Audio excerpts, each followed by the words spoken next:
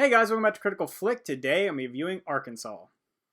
So Arkansas is the directorial debut of Clark Duke, so I only really knew as the guy in season 9 of The Office and Hot Tub Time Machine. So I was really interested to see how it was going to play out because for all I know he's kind of like a goofy comedic actor, but this was a fairly serious film with a pretty solid plot.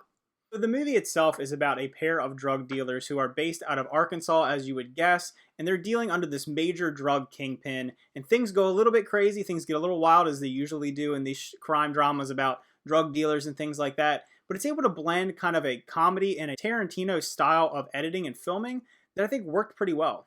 There are moments where it feels like it could be a little bit of a ripoff of those styles, but it feels more of an inspiration than something that's trying to mimic that exact style. And while Clark Duke is the director of the film, he also stars in the film as basically the second lead to Liam Hemsworth, and I think they had an interesting chemistry back and forth because he plays more of a goofy character while Liam Hemsworth's character is extremely serious, and their back and forth are some of the best moments of the movie because you have this very stoic, dark character in Liam Hemsworth, and he's almost comical on how dark he is and how just somber he is all the time. And then you have Schwinn, which is the foil to that character, and them two going back and forth as there's some pretty lighthearted moments to be had with those two characters. Now, Vince Vaughn plays the major kingpin drug dealer in this movie, and he's really good because I have to say, even though he's mostly famous for his comedic work in the early 2000s, lately he's been in some dramatic roles, which I think he's knocked out of the park, and I think this is another one that he's had a really solid performance in. Now, the way that this movie is filmed, it's in chapters, so it kind of jumps back and forth a lot, which doesn't help a ton with the pacing, but it definitely gives the characters a little more fleshed out of a personality and the understanding of their past, particularly with Vince Vaughn's character Frog, because you jump back to how he started, how he began to be this big drug kingpin, and it helps you relate with that character more instead of just being this omnipresent bad guy who's just overlording over everyone. You kind of get to see how everything was built and how he was turned on and all the things that happened with him.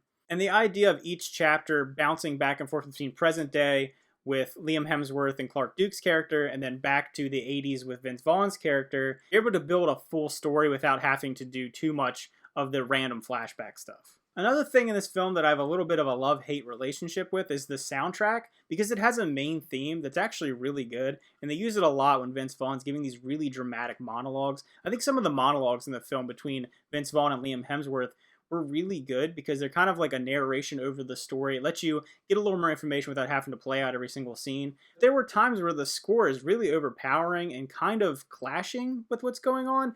You know, some films use that style of making a kind of light-hearted song and putting it over really violent acts, and they do that again in this movie, but sometimes it just doesn't hit perfectly, but other times it works well, so it's kind of hit or miss for me, but overall, the music and the actual score is good, just some of its placement's a little strange for me. As far as the actual character arcs go, like I said, I think Vince Vaughn's character gets a pretty solid arc from beginning to end.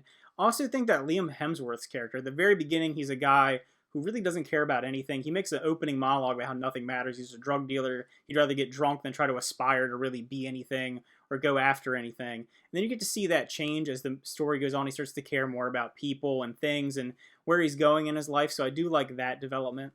And I had mentioned that there's some very violent moments in this movie. It is very violent at times. It gets very dark. It doesn't go to, Tarantino levels of gruesome and dark, but it pushes it a little bit. There's some eye gouging that happens in this movie, which is very aggressive.